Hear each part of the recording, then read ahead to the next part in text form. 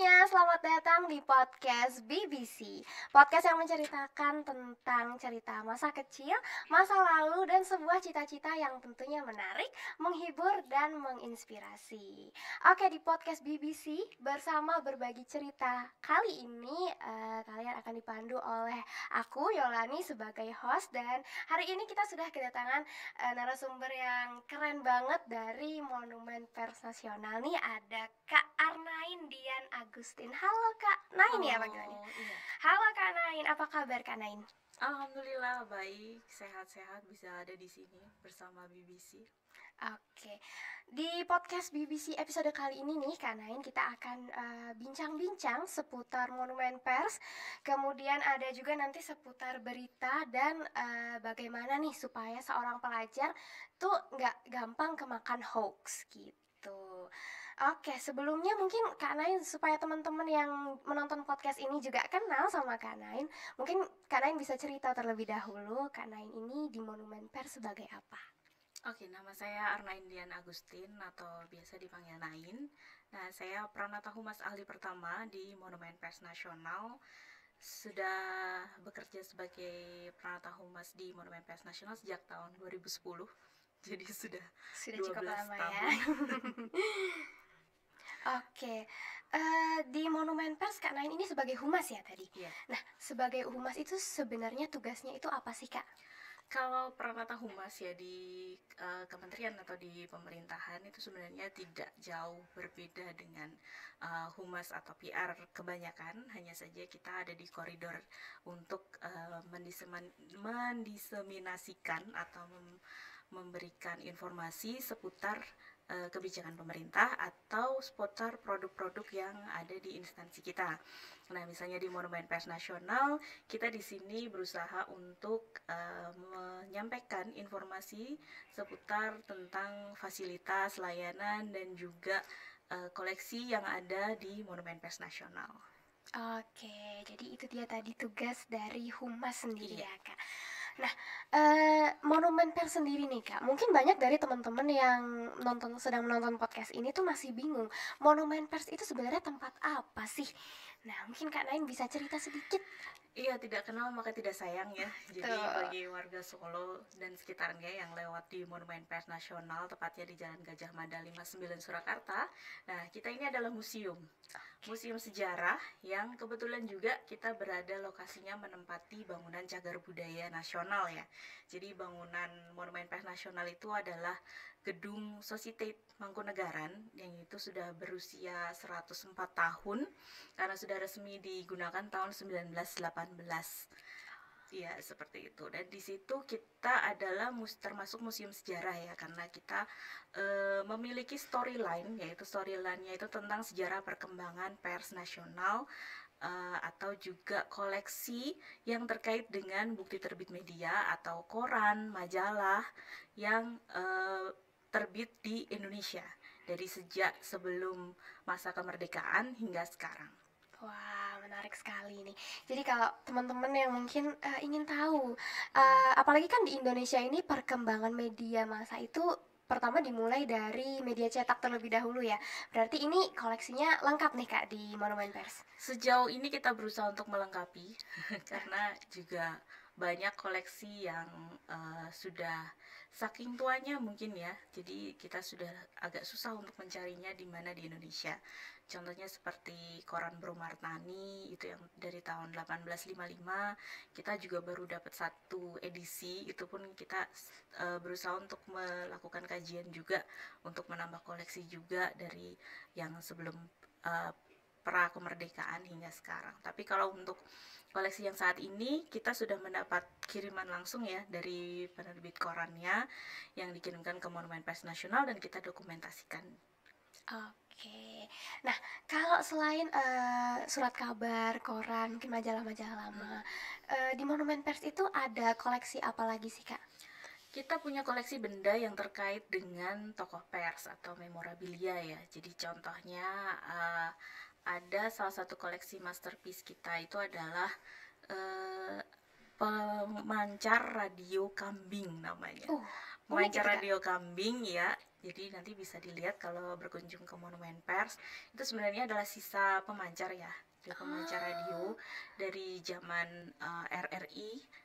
Jadi ceritanya itu waktu tahun 1946 atau ketika agresi militer Belanda itu ke R. Maladi dari RRI Solo itu berusaha untuk menyembunyikan tidak hanya alat pemancar radionya tapi juga seluruh peralatan dan angkasawannya. Angkasawan itu penyiar radio. Jadi mereka semuanya pindah ke Desa Balong Jenawi Karanganyar untuk bersembunyi agar tidak dihancurkan oleh Belanda dan tetap melanjutkan siaran karena waktu itu fokusnya adalah menyiarkan tentang proklamasi Indonesia ke seluruh wilayah Indonesia gitu. Dan itu sisa dari pemancar radionya kita koleksi di Monumen Pers Nasional. Oke, keren-keren ya Kak. Jadi kalau teman-teman ingin mengetahui nih histori perkembangan cerita-cerita Indonesia dari mulai sebelum kemerdekaan bahkan sampai sekarang yang pers modern pun ada ya Kak? Iya. Oke. Kalau di Monumen Pers nih, selain koleksi-koleksinya, kira-kira ada fasilitas apa saja sih? Mungkin ada ruangan-ruangan tertentu? Kita ada 4 layanan utama ya. Yang pertama itu yang paling ada di depan gedung Monumen Pers itu adalah papan baca. Jadi kita punya papan baca koran. Ada di dua sisi kanan dan kiri depan gedung Monumen Pers. Jadi nggak perlu masuk. Itu kita pasang setiap harinya adalah 7 koran lokal dan nasional yang bisa dibaca oleh masyarakat yang lalu lalang di depan Monumen Pers. Gitu. Jadi 7 koran itu setiap hari dipasang setiap pagi dan bisa masyarakat mungkin nggak perlu beli koran ya. Dan sambil jalan lewat baca aja di situ. Ada seperti koran Kompas, Solo Pos, Republika, Wawasan Kedaulatan Rakyat seperti itu. Oke, tapi itu menarik sekali loh Kak. Jadi kalau misalnya kita lewat depan Monumen Pers nih, kita masih bisa tetap update. Iya. Ini hari ini ada berita apa nih? Benar sekali. Apa yang sedang terjadi di belahan dunia lain, kita bisa tetap update. Biasanya masyarakat yang ada di situ seperti para tukang beca ataupun para PKL yang ada di situ juga menyempatkan diri untuk membaca koran dulu sebelum bekerja. Wah, ini menarik sekali ya Kak. Jadi menjadi salah satu wadah untuk menumbuhkan minat baca, minat literasi di kalangan masyarakat Indonesia, masyarakat umum gitu ya kan. Selain koran di bagian depan tadi, kemudian ada apa lagi? Kita ada juga layanan museum ya yang paling utama karena kita adalah museum, jadi pengunjung bisa datang langsung nanti ke frontliner, misalnya untuk mengunjungi Museum Monumen Pers Nasional. Kita sudah melakukan revitalisasi 2 kali dan display tata pamer kita juga sudah baru. Jadi tinggal datang aja, nanti daftar ke FO, tidak ada biaya sama sekali. Bisa minta juga guide atau pemandu untuk diajak berkeliling untuk menjelaskan koleksi kita. Wah, ini keren nih Kak. Jadi kita bisa sambil berwisata dengan harga yang affordable gitu, tapi juga dapat soalnya nggak bayar, bahkan gratis gitu. Tapi kita bisa dapat banyak manfaat nih dari Monumen Pers ini. Kemudian ada apa lagi Kak? Terus kita ada perpustakaan ya. Kita punya perpustakaan umum, meskipun bukunya memang paling banyak itu tentang jurnalistik dan komunikasi, tapi tidak menutup kemungkinan banyak juga koleksi lain seperti novel, buku-buku umum, buku-buku penelitian dan lain sebagainya. Kalau untuk hanya datang dan membaca itu gratis dan tidak diperlukan syarat apapun. Hanya kalau untuk meminjam buku, meminjam dibawa pulang itu sementara kita masih harus pakai anggota gitu. Oke. Jadi mungkin kalau sedang butuh referensi atau mencari sumber penelitian, perpustakaan ini bisa ya Kak, teman-teman? Bisa, biasanya banyak pengunjung itu lagi ngerjain tugas sekolah atau tugas skripsi atau tesis sambil ngadem ya, karena ruangannya lumayan nyaman ya, dan ada wifi-nya juga gratis. Wah, ini yang biasanya diincar kaum milenial. Kalau kemana-mana wifi-nya nih yang gratis ada nggak ya? Oke deh, kemudian masih kurang satu layanan nih kayaknya. Apa lagi tuh? Kita ada layanan yang terakhir itu sebenarnya malah justru layanan yang paling banyak diminati, itu layanan arsip dan koran digital. Jadi di arsip koran yang ada di Monumen Pers kita namanya kita proses digitasi ya. Jadi kita alih media dari fisik ke digital. Jadi teman-teman yang datang ke sana, misalnya nggak pengen baca koran kertas nih, kan udah oldies banget ya, udah lama banget korannya. Kita pengen versi yang digitalnya ada. Jadi kita menyediakan juga layanan untuk baca koran digital dan bahkan bisa di copy kalau misalnya dibutuhkan untuk referensi atau buat mengerjakan tugas penelitian dan lain sebagainya. Tinggal request aja ke petugasnya, bahkan itu juga dibuka secara online, jadi bisa digunakan atau diakses kapan saja di mana saja. Wah, ternyata banyak banget dan sangat spesifik sekali nih yang Kak Nain jelaskan tadi. Saya jadi lebih tahu Monumen Pers itu ternyata kan pers di bayangan orang-orang awam itu biasanya hanya jurnalistik gitu ya. Ternyata ini tidak hanya tentang jurnalistik, ada juga tentang sejarahnya, meskipun masih berkaitan dengan jurnalistik gitu. Tapi juga sudah bergerak mengikuti perkembangan digitalisasi gitu ya. Keren banget. Oke, sekarang kita mau ngobrol-ngobrol nih Kak. Saya mau ngajakin Kak Nain untuk ngobrolin seputar berita nih, karena di Monumen Pers sendiri itu kan koleksi paling banyak adalah media cetak ya. Iya. Oke, kalau dari sudut pandang Kak Nain nih sebagai humas di Monumen Pers itu, Kak Nain melihat perkembangan berita di Indonesia dari dulu, dari koleksi yang mungkin paling lama yang ada di Monumen Pers hingga koleksi terbaru, itu perkembangannya kira-kira gimana tuh? Hal yang menarik ya, yang saya juga baru tahu ketika saya bekerja di Monumen Pers itu adalah bahwa sejarah koran pertama kali terbit itu sekitar tahun 1744 dan itu dibawa oleh Belanda ke Indonesia. Itu isinya bukan berita. Wah. Isinya adalah iklan. Oh ya? Iya, jadi pertama kali surat kabar terbit itu mayoritas isinya adalah iklan karena VOC adalah perusahaan dagang ya. Jadi mereka menerbitkan koran tuh isinya kebanyakan periklanan tentang perdagangan, dan paling hanya ada berita lain itu tentang kejadian yang terjadi di Belanda, seperti perubahan pejabat, kematian atau perubahan jabatan dan lain sebagainya yang diberitakan. Nah, setelah itu baru lambat laun ada berita yang ditampilkan atau informasi terkini begitu. Kemudian lambat laun ditambah dengan ilustrasi, kemudian ditambah lagi juga dengan fotonya masih hitam putih awalnya, kemudian baru ada foto yang berwarna dan dengan layout yang semakin menarik gitu. Oke, jadi perkembangannya berarti menurut Kak Nain, apakah perkembangan berita di Indonesia ini cukup pesat atau tergolong slow gitu Kak? Cukup pesat ya, terutama setelah pasca reformasi, di mana pers itu tidak lagi terikat dengan peraturan Departemen Penerangan, dan ketika sudah tidak ada kewajiban untuk memiliki SIUP dan lain sebagainya, maka semakin banyak koran atau judul-judul terbitan yang terbit dari tahun 98 hingga sekarang kan.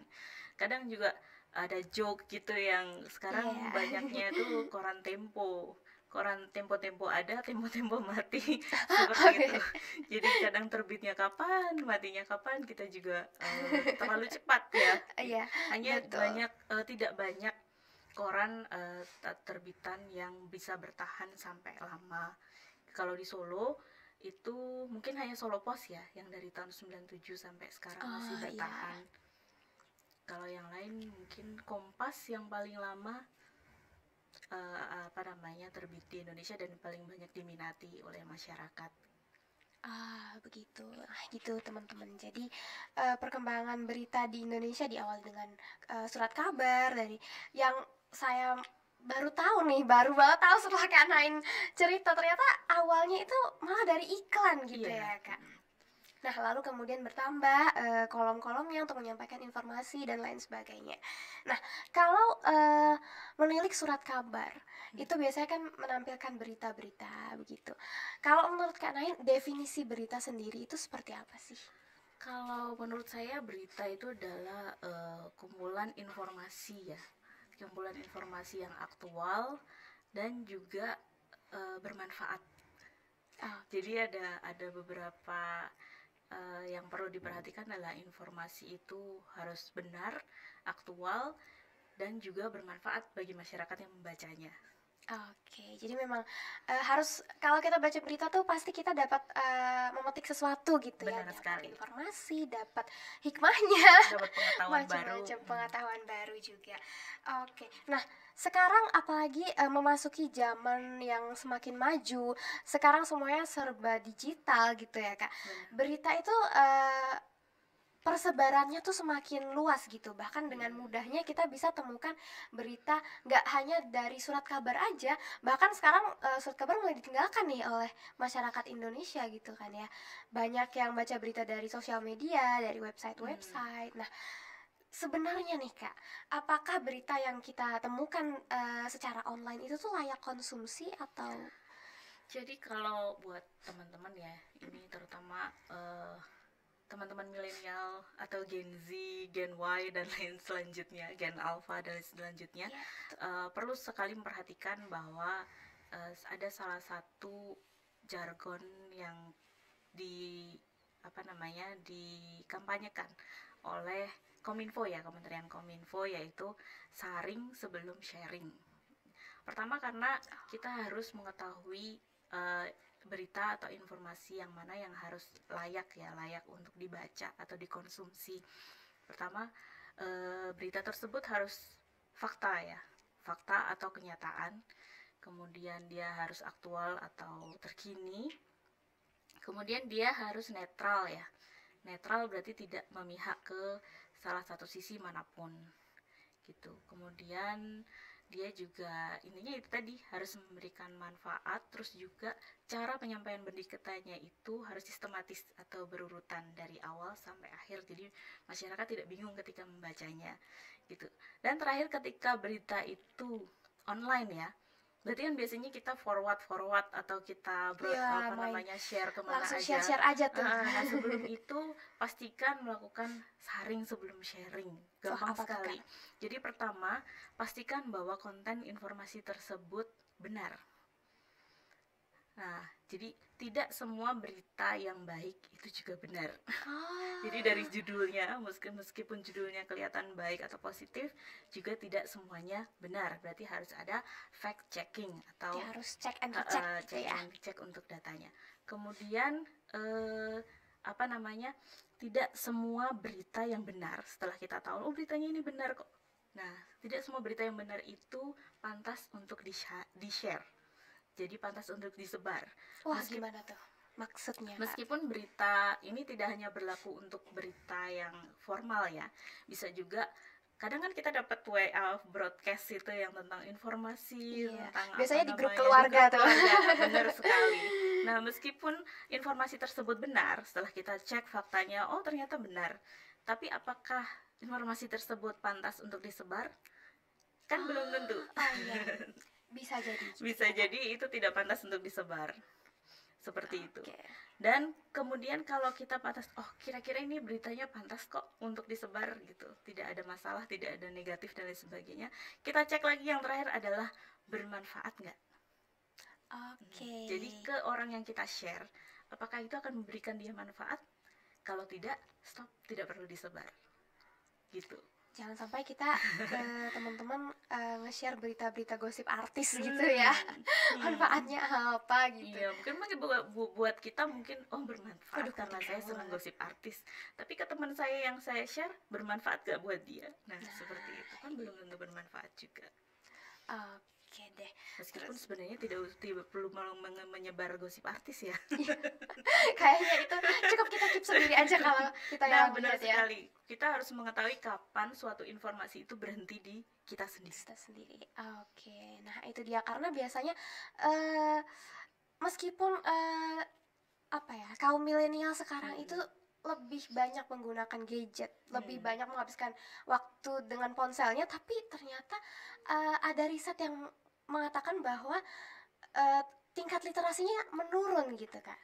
Ya, karena banyak sekali, kalau ada penelitian ya, itu yang pernah saya baca bahwa Indonesia itu tingkat literasi masyarakat Indonesia itu berada di urutan ke-61, dari 62 negara. Kita peringkat 2 dari bawah Dari tapi. bawah. Nah, itu benar sekali. Kemudian ada istilah apa namanya? Saya temukan juga di Twitter bahwa masyarakat Indonesia itu paling banyak menggunakan Twitter. Tapi literasinya rendah. Jadi banyak yang suka ngomong tapi nggak suka baca. Padahal ketika kita banyak berbicara, itu otomatis dia harus banyak baca. Karena dari mana kita dapat berbicara kalau kita tidak tahu referensinya? Betul. Seperti itu. Kita harus tahu ya apa yang mau kita omongin. Nah, gimana cara kita tahu? Memperbanyak baca itu ya Kak Nay. Oke, kayaknya pembahasan kita makin lama makin berat ya. Gimana kalau kita cerita-cerita dulu, sharing-sharing dulu. Saya pengen tanya nih ke Kak Nain, selama jadi humas di Monumen Pers itu ada cerita lucunya nggak? Cerita lucu atau yang pengalaman-pengalaman yang unik gitu. Siapa tahu nih ada teman-teman yang nonton podcast ini yang berminat untuk menyusul jejaknya Kak Nain jadi humas gitu. Oh iya. Apa ya? Selama bekerja di Monumen Pers, paling yang dulu di awal-awal saya bekerja di Monumen Pers itu banyak pengunjung. Ketika saya menerima pengunjung itu biasanya mereka itu pelajar dari Solo dan sekitarnya. Itu sering sekali saya mendapat komentar, "Mbak, saya kira ini tuh hotel." Kok bisa? Kenapa bisa hotel? Kan bangunannya kayak candi gitu, tapi saya pikir ini tuh kayak hotel-hotel zaman dulu gitu. Agak jauh ya referensinya, sama bangunannya kayak kayak- candi tapi dikira hotel. Dikira hotel gitu. Makanya orang jarang yang tahu gitu katanya, karena terlihatnya tuh seperti tertutup. Ada juga yang berkomentar bahwa kelihatannya serem ya tempatnya seperti itu. Jadi itu membuat membuat saya jadi merasa, oh berarti apa yang harus saya lakukan ya agar Monumen Pers bisa image-nya itu berbeda di mata masyarakat, khususnya di masyarakat Solo gitu. Oke. Kalau sampai sekarang masih ada yang mikir hotel nggak? Udah nggak ada sih, cuman kita sudah gencar juga kan di sosmed. Jadi kita punya Instagram kita yang lumayan aktif untuk menginformasikan kegiatan dan juga layanan Monumen Pers gitu. Oke, jadi kalau teman-teman mau datang ke Monumen Pers, jangan lagi mengira itu candi apalagi hotel ya. Bukan, itu isinya sejarah tentang Museum kita ya. Iya, museum yang berisi sejarah pers di Indonesia gitu. Oke Kak Nain. Jadi kalau main ke podcast BBC nih Kak, kita tuh punya tradisi namanya tradisi menggambar. Nah, jadi kalau belum menggambar di podcast BBC ini belum boleh pulang nih. Jadi harus menggambar dulu. Tapi ini bukan sembarang menggambar nih Kak. Jadi kita mau menantang Kak Nain untuk menggambar sesuatu hal yang mungkin pengalaman masa kecil atau cita-cita, harapan maupun kejadian yang paling berkesan dalam hidupnya Kak Nain. Terus nanti Kak Nain boleh ceritakan makna di balik gambarnya itu. Oke. Kita kasih waktu 10 detik ya buat gambar. 10 detik. Enggak. Masa kecil ya? Boleh masa kecil, boleh cita-cita, harapan atau kejadian yang paling berkesan. Yang paling berkesan masa kecil sih sebenarnya. Masa kecil itu memang belum Random nggak apa-apa ini? Boleh. Oke, itu kayak tiang listrik ya? Oh bukan ya? Saya nggak tahu anak sekarang apakah masih tahu ini apa. Kita tebak-tebakan nih, karena mungkin yang nonton ini lahirnya tahun 2000-an semua.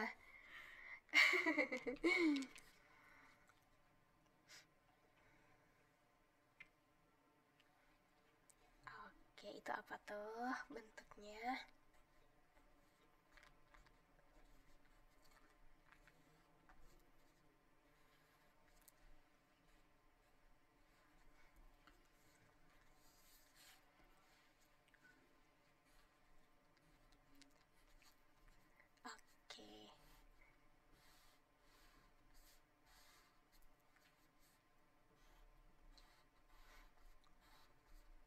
Mungkin kalau Kak Nain mau sambil diwarnain juga nggak apa-apa loh.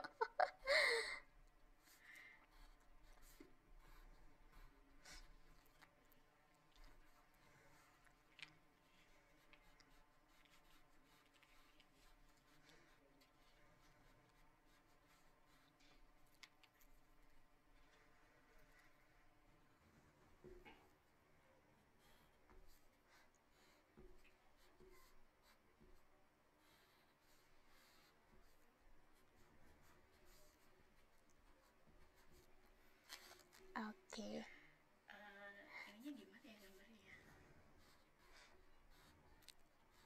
Apa tuh? Ada kotak harta karunnya tuh kayaknya. Jadi Oke, sebelum Kak Nain Boleh dijelasin jelasin, mungkin kalian bisa kasih tunjuk ke teman-teman dulu kamera sebelah sini. Oke, itu gambar apa tuh Kak? Ini adalah lampu Petromax. Oh, saya pernah dengar tapi belum pernah menjumpai yang masih berfungsi gitu. Kemudian itu ada apa? televisi yang pakai aki. Televisi pakai aki Kak? Iya. Oh, saya baru dengar nih kalau televisi pakai aki. Oke nih. Oh iya. Boleh langsung dijelaskan Kak Ini kalau gambarnya mungkin itu? ini sengaja hitam putih karena zaman dulu ya. Jadi masa kecil saya itu sebenarnya masa kecil di Solo, cuman dulu itu ketika waktu SD sering liburannya itu 1 bulan. Wah. Jadi setiap naik kelas 1, naik kelas 2, kelas 2 naik kelas 3 itu liburnya 1 bulan. Nah, 1 bulan itu saya habiskan di rumah nenek saya di desa, di mana tuh, Kak? Seragen, tapi di desa Wahyu, Blangu sana, di daerah yang lumayan remote lah ya, remote. Oke. Nah, di situ itu belum ada listrik. Oh. Jadi setiap sore itu om saya itu selalu jadi lampu Petromax ini kayak dipompa gitu. Oh, gimana tuh Kak lampu Petromax tapi ada dipompa? ada kayak handle-nya gitu yang dia harus dipompa agar dia menyala setiap malam ya. Jadi gitu. dia harus dipompa dulu baru dia Wah. menyala. Kemudian televisi yang kita punya itu di rumah nenek saya itu ada akinya. Wah, ini saya nggak pernah dengar nih Kak. Televisinya hitam putih, ada akinya, dan kalau misalnya akinya itu habis, nanti gambarnya dia akan mengecil Dan hilang. Oh, oke. Ternyata menarik Begitu. sekali ya. Jadi suasana waktu kecil di tahun berapa itu Kak? Berapa ya? Waktu saya SD ya antara tahun 91 sampai 97. Oh, udah lama sekali ya. Kebetulan saya belum lahir tahun segitu. Jadi itu dimana tempat nenek saya itu belum ada listrik, dan itu kenapa sangat berkesan karena di era sekarang ya anak-anak semuanya pakai gadget dan lain sebagainya. Saya menghabiskan masa kecil saya tuh tidak pakai gadget, Tapi dengan keluarga gitu ya. Dan keaslian alam. Jadi setiap malam kita juga di rumah itu pakai lampu Petromax di ruang tamu. Kemudian di kamar masing-masing tuh ada namanya seperti nama saya, Dian. Oh ya, apa itu Kak? Dian itu kan lampu, jadi lampu dari minyak tanah, botol kecil-kecil itu. Oh gitu. Kalau orang Jawa bilangnya tindir ya. Nah itu di kamar. Kemudian kalau kita mau keluar kan nggak ada listrik, kalau kita mau jalan keluar di malam hari kita bawa oncor. Itu kayak obor gitu Kak? Ya. Oh. Gitu. Kemudian kalau malam masih ada kunang-kunang karena tidak ada listrik ya. Jadi kunang-kunangnya terlihat sekali kalau berterbangan gitu. Wow, itu masih suasana asli. Bener, dan itu sangat seger banget itu ya pasti ya. Sekali. Sampai sekarang saya selalu mengingat, wah masa tidak ada listrik tuh seperti itu. Masa tidak ada listrik? Kalau sekarang kan nggak ada listrik biasanya kita marah-marah ya. Iya. Kalau dulu santai ya, nggak ada listrik itu nyaman sekali.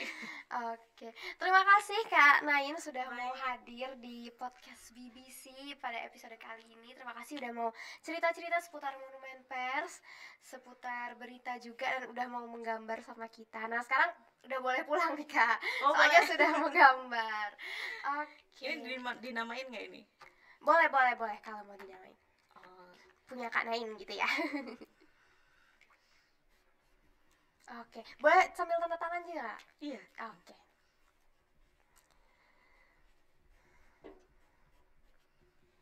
Oke deh. Sip.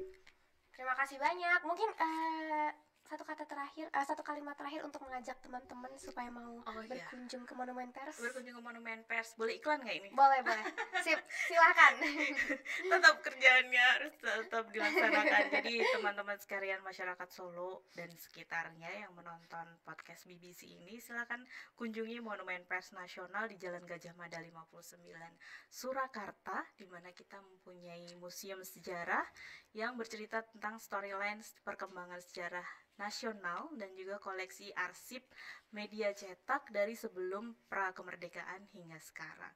Dan juga kita juga punya sosial media, silahkan follow di Instagram kami @monumenpers. Kita ada Instagram, Facebook, dan Twitter yang menginformasikan kegiatan apa aja dan juga informasi seputar pers Indonesia di sosmed kita. Oke, terima kasih Kak Nain. Terima kasih juga untuk semua teman-teman yang sudah menonton podcast BBC episode kali ini bersama Berbagi Cerita. Saya Yolani dan seluruh kru yang bertugas pamit undur diri. Terima kasih dan sampai jumpa di episode berikutnya. Dadah!